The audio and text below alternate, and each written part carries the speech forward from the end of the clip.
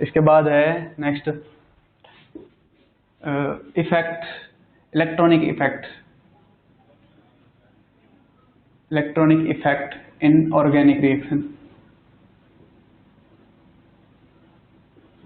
तो इसमें सबसे पहले जैसे मैं एक बात करता हूँ, यह है कि जैसे मान चलो ये कंपाउंड है CH3 CH2 Cl, इसमें क्या है, ये इस इफेक्ट को बोलते हैं inductive effect. Inductive effect, inductive effect क्या होता है कि जैसे मान चलो ये है, इसकी इलेक्ट्रोनेगेटिविटी कम है तो इसकी इलेक्ट्रोनेगेटिविटी ज़्यादा है, तो ये इसमें इसके जो इलेक्ट्रॉन है वो इसकी तरफ खींचे हुए मतलब फील करेंगे, इनको ऐसा फील होगा कि इधर जाना चाहिए हमको, तो इसकी वजह से पार्शियल पॉजिटिव डेवलपमेंट हो जाता है यहाँ पे चार्ज का। ये इंडक्टिव इफेक्ट होता है। ये परमानेंट इफेक्ट होता है मतलब इंडक्टिव इफेक्ट। और जैसे जैसे डिस्टेंस बढ़ती है इंडक्टिव इफेक्ट कम होता है, क्योंकि ये वाला इसकी वजह से कम फील करेगा। अब एक और लगा दें इसके पीछे, तो ये और भी कम फील करेगा, तो ये एक मतलब सर्टेन डिस्टेंस के बाद खत्म हो जाता है मतलब इंडक्टिव इफेक्ट। तो ये है, तो ये दो तरीके का होता है inductive effect, plus I effect बोलते हैं, एक माइनस आई इफेक्ट बोलते हैं। इंडक्टिव प्लस आई इफेक्ट क्या होता है, जो इलेक्ट्रॉन डोनेटिंग ग्रुप होते हैं,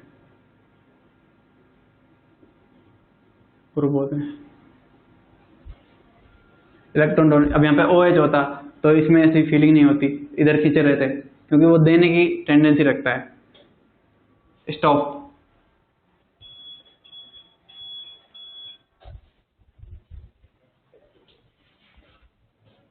स्टार्ट। और जैसे ये नेक्स्ट है, जैसे ये यहाँ पर अगर OH ग्रुप होता तो वो क्या देने की टेंडेंसी रखता है, तो इसलिए आपको प्लस आई इफेक्ट होता है। तो इलेक्ट्रॉन डोनेटिंग ग्रुप जो होते हैं वो ये वाला इफेक्ट दिखाता है। इलेक्ट्रॉन विदड्रॉइंग इफेक्ट ग्रुप को इलेक्ट्रॉन विदड्रॉइंग ग्रुप। अब ये क्या है, इसका एग्जांपल क्या है, जैसे ये OH, ये NH2, ये क्या है जैसे NO2, COOH, CN, ये सारे क्या है इलेक्ट्रॉन विदड्रॉइंग ग्रुप हैं। तो ये माइनस आई, तो ये प्लस आई इफेक्ट है और ये माइनस आई इफेक्ट है। जो इसमें ये वाले ग्रुप हैं ये इलेक्ट्रॉन विदड्रॉइंग ग्रुप हैं और ये वाले ग्रुप हैं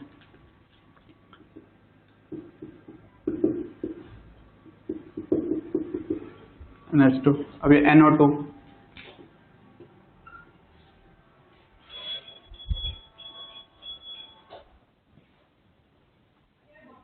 स्टार्ट, ये NO2 है,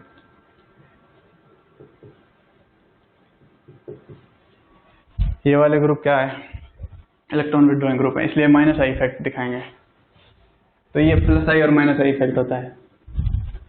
इसके बाद एक टर्म और आता है जिसको बोलते हैं रेजोनेंस।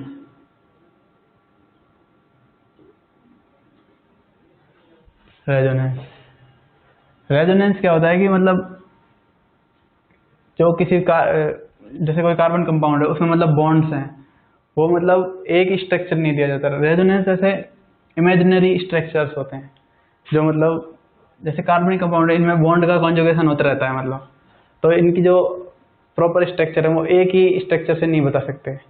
तो उनका एक, जैसे मैं एक एग्जांपल लेता हूँ, जैसे बेंजीन है, बेंजीन में क्या होता है,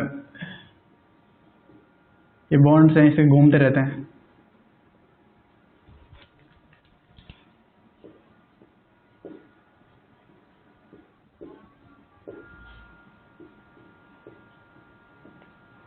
बॉन्ड्स हैं इसके जो कॉन्जुगेशन में रहते हैं, तो इसका मतलब एक स्ट्रक्चर नहीं है मतलब, तो इसका एक जनरल स्ट्रक्चर दिया जाता है।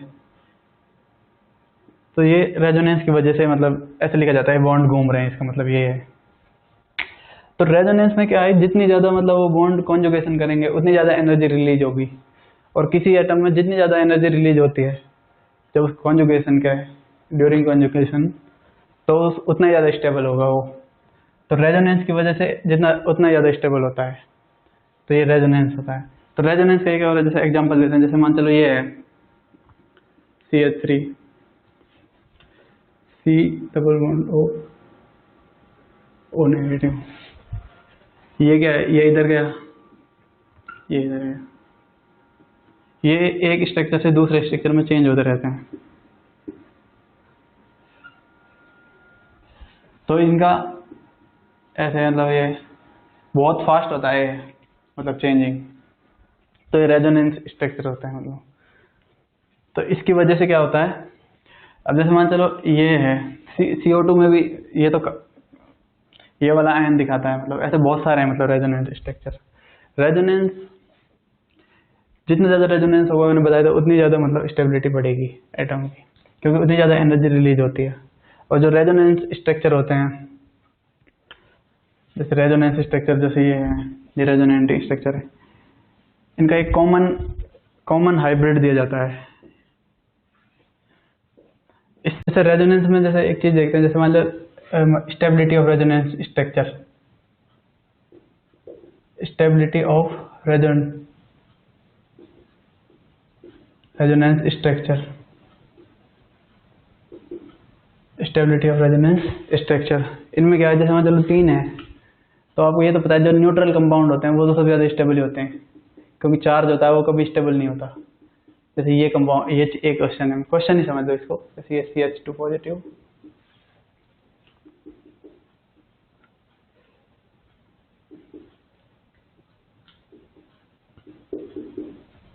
एक ये, और जैसे एक ये CH2 नेगेटिव है, CH,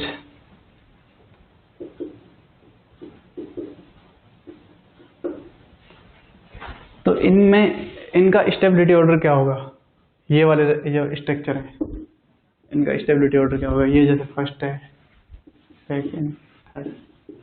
तो सबसे पहली बात है कि ये सबसे ज़्यादा स्टेबल होगा, क्योंकि मतलब जो इस पर चार्ज नहीं है कोई, ये न्यूट्रल है इस टाइम पे।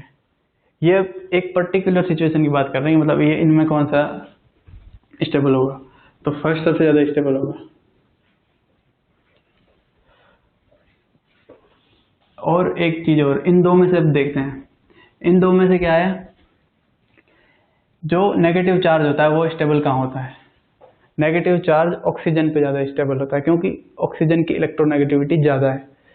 अगर किसी ज़्यादा इलेक्ट्रोनेगेटिविटी वाले एलिमेंट के ऊपर नेगेटिव चार्ज है तो वो ज़्यादा स्टेबल है, और यहाँ पे पॉजिटिव चार्ज है, तो इन दोनों में से ये वाला सेकेंड वाला ज़्यादा स्टेबल होगा।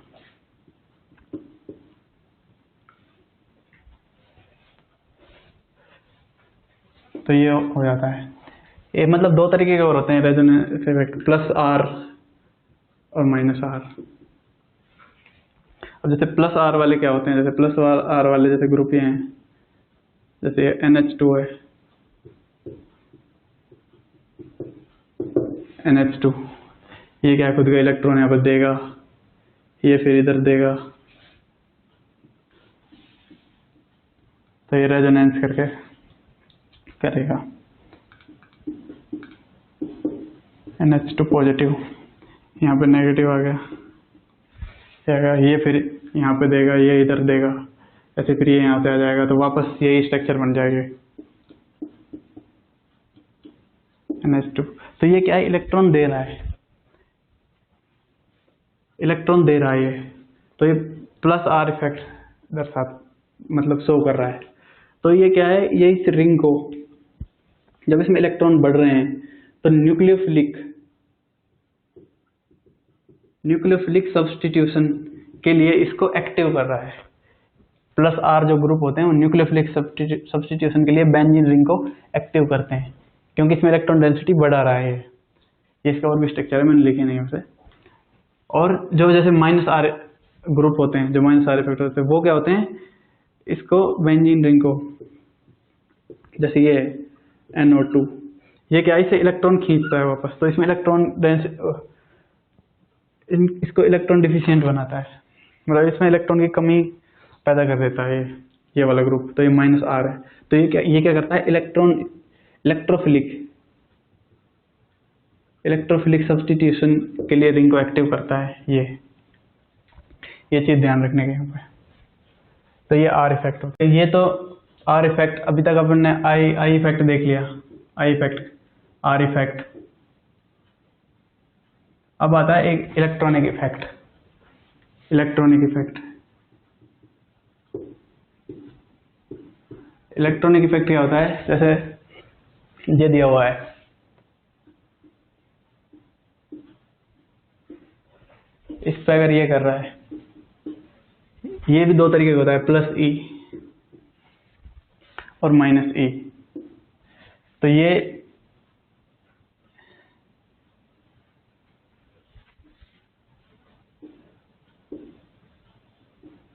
इसको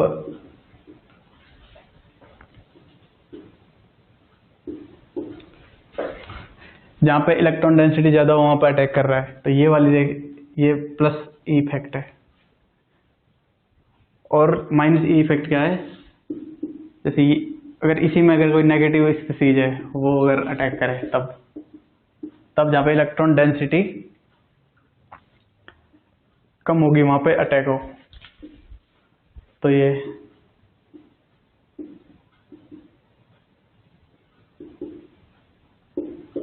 माइनस आई इफेक्ट है। इलेक्ट्रॉनिक इफेक्ट में यही है। एक चीज और आती है, मतलब इसमें देखने की बात है कि जहाँ पे अब यहाँ पे जैसे मान चलो ये इधर जा रहा है, ये बॉन्ड टूट के, तो यहाँ पे इलेक्ट्रॉन की कमी हो रही है, तो इसलिए इसको यहाँ पे ऐसे लिख दिया। यहाँ पे इलेक्ट्रॉन डेंसिटी ज्यादा है,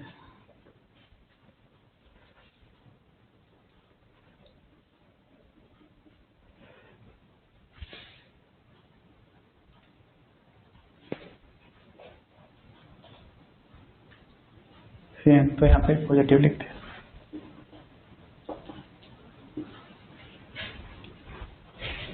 स्टॉप।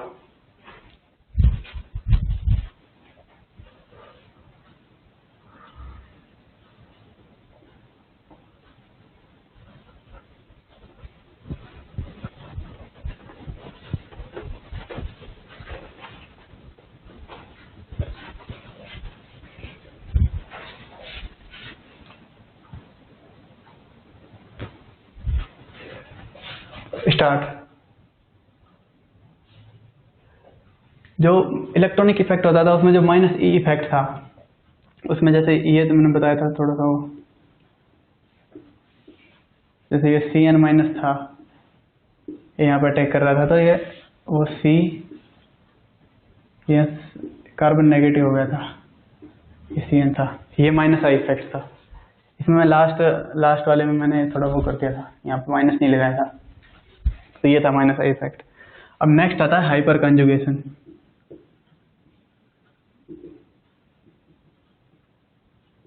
हाइपर कंजुगेशन, ये क्या होता है? हाइपर कंजुगेशन एक इलेक्ट्रॉन का डीलोकलाइजेशन इफेक्ट होता है, सिग्मा इलेक्ट्रॉन का, सी एच बॉन्ड के सिग्मा इलेक्ट्रॉन है, उनका डीलोकलाइजेशन होता है। इसको जैसे मतलब एग्जांपल से देखते हैं, जैसे मान चलो ये है इथाइलाइन,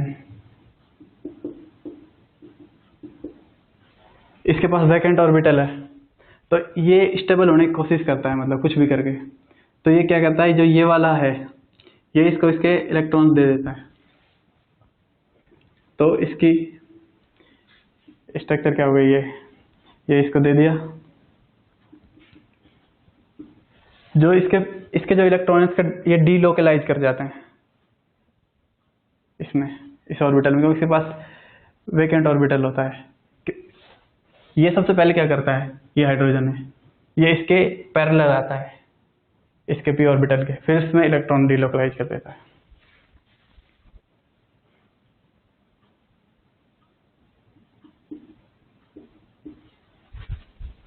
ऐसे ही फिर एक और, जैसे अगर ये करे तो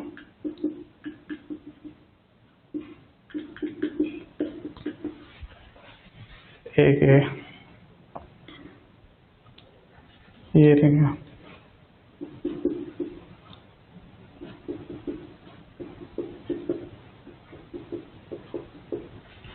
तो ये होता है हाइपर कंजुगेशन इफेक्ट। इसमें क्या होता है, जितने ज्यादा अल्फा हाइड्रोजन होंगे इसके पास, उतने ही ज़्यादा इसके ये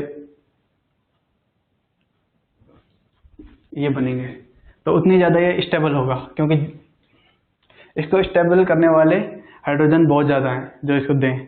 तो ये क्या होता है, जो अल्फा हाइड्रोजन होता है, अल्फा हाइड्रोजन जो जैसे ये इसका अल्फा हाइड्रोजन क्या है, इसके जो इससे जुड़ा कार्बन है उससे जुड़ा हाइड्रोजन होता है, वो अल्फा हाइड्रोजन होता है। तो इनकी भी संख्या जितनी ज़्यादा होगी उतना ही ज़्यादा ये स्टेबलाइज होगा कार्बोकैटायन में। ये हाइपर कॉन्जुगेशन इफेक्ट होता है। अब जैसे मान चलो ये इसका इसी से मतलब कार्बोकैटायन की स्टेबिलिटी दी जाती है। जैसे ये है, एक तो ये है CH3,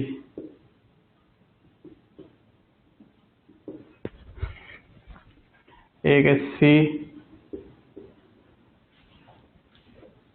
एक 2 डिग्री है,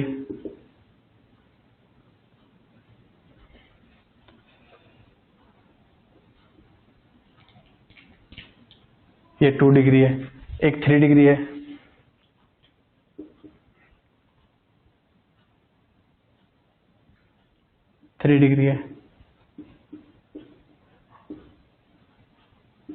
एक 1 डिग्री कार्बोकैटायन, एक 2 डिग्री कार्बोकैटायन, एक 3 डिग्री कार्बोकैटायन। तो इनमें सबसे ज़्यादा स्टेबल कौन सा होगा? सबसे ज़्यादा स्टेबल ये होगा, क्योंकि इसके पास अल्फा हाइड्रोजन ज़्यादा है। यहाँ पे 9 अल्फा हाइड्रोजन है, अल्फा हाइड्रोजन इक्वल टू यहाँ 9 है, यहाँ पे 6 हाइड्रोजन है, अल्फा हाइड्रोजन है 6, यहाँ पे अल्फा हाइड्रोजन है ही नहीं,